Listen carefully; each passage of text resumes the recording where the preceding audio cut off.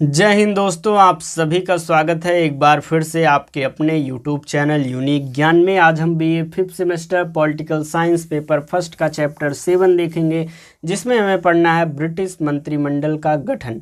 इसके पहले ब्रिटिश संविधान की विशेषताएं, ब्रिटिश संविधान का महत्व, ब्रिटिश संविधान के स्रोत, हर एक चीज़ को हमने अच्छे से पढ़ लिया है। ब्रिटिश मंत्रिमंडल जो है उसके गठन को हमें इस चैप्टर में पढ़ना है। अगर आपने पिछले 6 चैप्टर्स नहीं किए हो तो आप चैनल पर विजिट कीजिए, पूरी प्लेलिस्ट आपको मिल जाएगी जहां पर आप सभी क्लासेस कर सकते हैं।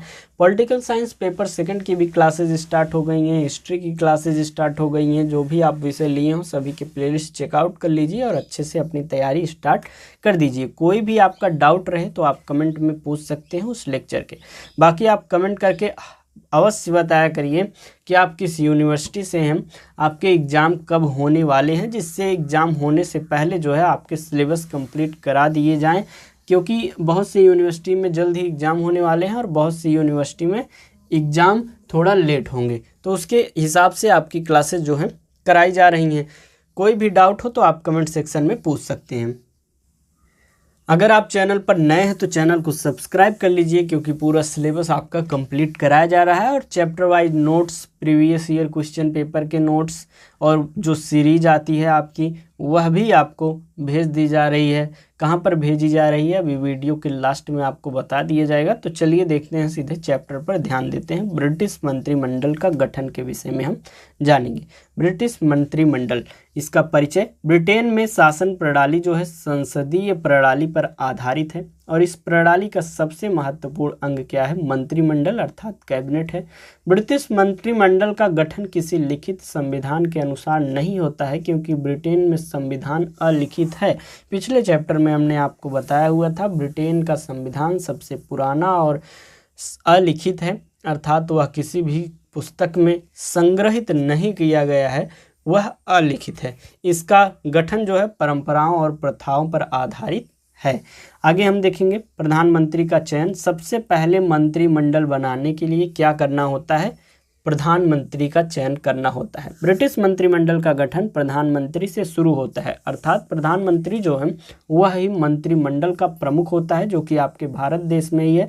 जैसा कि आपको एक एग्जाम्पल्स पहले हम समझा देते हैं कि भारत में राष्ट्रपति जो है सबसे पहले प्रधानमंत्री की चुनाव करता है, अर्थात उस बहुमत जो पार्टी होती है उसमें से जो नेता होता है या कोई व्यक्ति होता है, पार्टी का जो प्रमुख होता है, उसको प्रधानमंत्री के रूप में चुना जाता है और फिर प्रधानमंत्री के अनुसार विभिन्न मंत्रियों को चुना जाता है और मंत्रिमंडल का एक प्रकार से गठन किया जाता है। उसी हिसाब से वहाँ पर ब्रिटिश में राजा या रानी जो भी होते हैं वह प्रधानमंत्री का सर्वप्रथम चयन करते हैं।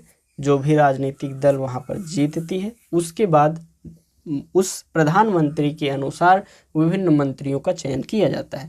तो चलिए देखते हैं। प्रधानमंत्री का चयन जो है राजा या रानी द्वारा किया जाता है। परंपरा के अनुसार उस राजनीतिक दल के नेता को प्रधानमंत्री नियुक्त किया जाता है जिसकी हाउस ऑफ कॉमन्स में बहुमत होती है। जैसे कि भारत में राज्यसभा और लोकसभा होती है, वैसे ही वहाँ पर हाउस ऑफ कॉमन्स और हाउस ऑफ लॉर्ड होती है। और यह जो हाउस ऑफ कॉमन्स है, जैसा कि लोकसभा का यहाँ पर एक प्रकार से होता है, वह वहाँ पर भी हाउस ऑफ कॉमन्स का होता है। लोकसभा यहाँ पर भी निम्न जो है सदन होता है और वहाँ पर हाउस ऑफ कॉमन्स भी निम्न सदन होता है। यदि कोई दल स्पष्ट रूप में न हो, बहुमत प्राप्त न कर पाए, तो बहुमत प्राप्त न करने पर गठबंधन बनाया जाता है और गठबंधन का नेता ही प्रधानमंत्री बनता है। इससे अच्छा एग्जाम्पल आपका मिलेगा ही नहीं कि जैसे वर्तमान में हमारे प्रधानमंत्री जी हैं, उन्होंने गठबंधन किया हुआ है, उन्हें बहुमत नहीं मिला हुआ था। अलग अलग कुछ छोटी मोटी पार्टियों को उन्होंने अपने जो है मिलाया और गठबंधन की सरकार बनाई हुई है। इस प्रकार से आगे हम देखेंगे, जैसे यदि कंजर्वेटिव पार्टी को बहुमत मिला है तो उसे नेता को राजा या रानी प्रधानमंत्री नियुक्त करते हैं। वही बात, जो पार्टी बहुमत प्राप्त करती है उसके नेता को जो है प्रधानमंत्री के पद के रूप में नियुक्त किया जाता है। या फिर अगर कोई पार्टी बहुमत नहीं प्राप्त करती है तो गठबंधन बनाती है, गठबंधन करती है और उस गठबंधन के जो नेता होता है उसे प्रधानमंत्री चुना जाता है। आगे क्या प्रोसेस होता है? प्रधानमंत्री के चुनाव के बाद मंत्रियों का चयन होता है। प्रधानमंत्री नियुक्त होने के बाद वह अपनी पार्टी के प्रमुख नेताओं को मंत्रिमंडल में शामिल करने के लिए राजा या रानी को सिफारिश करता है।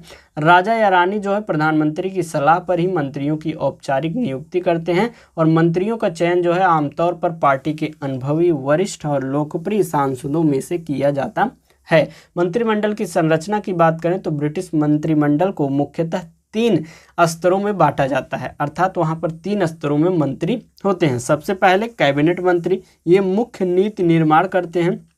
लगभग 20 से 25 जो मंत्री होते हैं, जैसे कि गृह मंत्री, वित्त मंत्री, विदेश मंत्री, अर्थात जो केंद्र में मंत्री होते हैं वह कैबिनेट मंत्री कहलाते हैं मुख्य रूप से, और वह जो है एक प्रकार से नीति निर्माण करते हैं। दूसरा स्तर क्या है? राज्य मंत्री। ये कैबिनेट मंत्रियों की सहायता करते हैं और कभी कभी स्वतंत्र कार्यभार भी संभालते हैं, जैसे कि केंद्र में गृह मंत्री है, वित्त मंत्री है, विदेश मंत्री है, वही राज्य में भी वित्त मंत्री, विदेश मंत्री होंगे। तो जो केंद्र का वित्त मंत्री है उसकी सहायता राज्य का वित्त मंत्री करेगा, या फिर कभी कभी वह स्वतंत्र कार्यभार भी संभाल सकता है। तो कैबिनेट मंत्री और राज्य मंत्री तो आप अच्छे से समझ गए होंगे। नेक्स्ट है आपका जूनियर या सहायक मंत्री। ये विभागों में प्रशासनिक कामकाज और सदन में प्रश्नों के उत्तर देने में सहायता जो है वह करते हैं। इस प्रकार से तीनों स्तरों को आपने अच्छे से समझ लिया। अगला टॉपिक है हमारा मंत्रिमंडल की शपथ और उत्तरदायित्व। सभी मंत्री जो है राजा रानी के प्रति शपथ लेते हैं। ब्रिटिश मंत्रिमंडल सामूहिक रूप से संसद, विशेषकर हाउस ऑफ कॉमन्स के प्रति उत्तरदायी होते हैं, अर्थात जो वहाँ का मंत्रिमंडल है, वहाँ की लोकसभा जो कि हाउस ऑफ कॉमन्स है, उसके प्रति उत्तरदायी होते हैं। किसी मंत्री का पद जो है प्रधानमंत्री की इच्छा पर निर्भर करता है, अर्थात कोई प्रधानमंत्री अगर चाह ले तो उसका मंत्री पद जो है चला भी जाएगा, और किसी को चाह ले तो अब किसी भी मंत्री पद पर बैठा भी सकता है। यदि प्रधानमंत्री चाहे तो किसी मंत्री से इस्तीफा भी ले सकता है। मंत्रिमंडल की अवधि। ब्रिटिश मंत्रिमंडल का कार्यकाल निश्चित नहीं होता है। यह तब तक बना रहता है जब तक हाउस ऑफ कॉमन्स में उससे बहुमत का समर्थन होता है, अर्थात उसकी पार्टी जब तक जो है बहुमत प्राप्त की रहेगी तब तक वह जो है मंत्रिमंडल में बना रहेगा। यदि मंत्रिमंडल के विरुद्ध अविश्वास प्रस्ताव पारित हो जाए तो मंत्रिमंडल को त्यागपत्र देना पड़ता है और संसद भंग कर चुनाव कराए जाते हैं। महत्वपूर्ण विशेषताओं की बात करें तो मंत्रिमंडल का गठन जो है राजा या रानी के नाम पर लेकिन वास्तव में प्रधानमंत्री के नेतृत्व में होता है। वही बात जैसे कि औपचारिक रूप में भारत में राष्ट्रपति प्रमुख होता है, परंतु जो प्रधानमंत्री होता है वह जो है व्यवहारिक रूप में हर एक चीज़ का प्रमुख होता है। तो उसी प्रकार वहाँ पर जो है मंत्रिमंडल का गठन औपचारिक रूप से वहाँ के राजा या रानी करते हैं, परंतु वास्तव में नेतृत्व कौन करता है? प्रधानमंत्री करता है। मंत्रिमंडल ही ब्रिटिश शासन की वास्तविक कार्यकारी संस्था है। प्रधानमंत्री की भूमिका प्रधान के समान होती है, इसलिए इसे फर्स्ट एमंग इक्वल्स कहा जाता है। निष्कर्ष की बात करें तो ब्रिटेन में मंत्रिमंडल का गठन राजा या रानी, प्रधानमंत्री और संसद, इन तीनों संस्थाओं की पारस्परिक भूमिका पर आधारित एक लोकतांत्रिक परंपरा है। यद्यपि राजा रानी जो है औपचारिक रूप से मंत्रियों की नियुक्ति करते हैं, परंतु वास्तविक अधिकार प्रधानमंत्री और हाउस ऑफ कॉमन्स के बहुमत के पास होते हैं। हर एक चीज़ आपकी क्लियर हो गई है। जो भी ना क्लियर हो आप कमेंट करके अवश्य हमसे पूछिएगा, उसका जवाब दिया जाएगा। इस प्रकार ब्रिटिश मंत्रिमंडल का गठन एक संवैधानिक परंपरा और राजनीतिक व्यवहार का सुंदर उदाहरण माना जाता है। इस प्रकार से ब्रिटिश संविधान के विषय में हर एक जानकारी आपको प्राप्त करवा दी गई है। नेक्स्ट आपका यूनिट है अमेरिका का संविधान, उसकी विशेषताएं, उसके जो भी चीज़ें हैं, टॉपिक्स हैं, वो हमें पढ़ने हैं। नेक्स्ट चैप्टर आपके जल्द ही आएंगे। चैनल पर बने रहिए। बाकी नोट्स कहाँ पर मिलेंगे अगर आप जानते हैं तो अच्छी बात है, नहीं जानते तो बता देते हैं आपको। ये तो डिस्कशन ग्रुप है, आप आपस में डिस्कस करने के लिए ये ज्वाइन कर सकते हैं। ये है आपके नोटिफिकेशंस के लिए, यूनिवर्सिटी में जो भी नोटिफिकेशंस आते हैं कि कब रिजल्ट आ रहा है, टाइम टेबल आते ही भेज दिया जाता है, जो भी जानकारी होती है वहाँ दे दी जाती है। ये सभी चीज़ें अगर आप चाहें तो ज्वाइन कर सकते हैं, अर्थात आपके लाभ के ऊपर है। आपको जो जानकारी चाहिए उस ग्रुप में ज्वाइन हो जाइए। सबका लिंक आपको डिस्क्रिप्शन बॉक्स में मिल जाएगा और नोट्स आपको मिलेंगे। इस व्हाट्सएप नंबर पर आपको मैसेज करना है, सर हमें इस चैप्टर का, हमें इस सब्जेक्ट के इस पेपर का नोट्स चाहिए।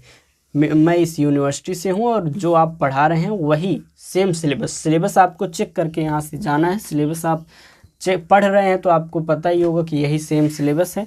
सिलेबस कंफर्म करने के बाद आप मैसेज करेंगे। मात्र 25 रुपये एक पेपर के लिए है, पॉलिटिकल साइंस पेपर फर्स्ट और पेपर सेकंड दोनों के नोट्स के लिए आप मैसेज करेंगे। 50 रुपीज़ QR कोड दिया जाएगा, पेमेंट करेंगे, ग्रुप में ऐड कर दिया जाएगा।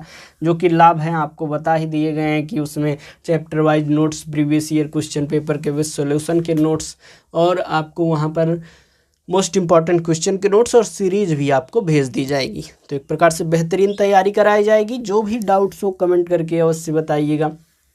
सेशन अच्छा लगा तो एक लाइक और कमेंट अवश्य करिएगा। मिलते हैं नेक्स्ट वीडियो में। वीडियो को लाइक कीजिए, चैनल सब्सक्राइब कीजिए, एक प्यारा सा कमेंट अवश्य करिएगा, अपने दोस्तों के पास शेयर करिए। मिलते हैं नेक्स्ट वीडियो में। धन्यवाद।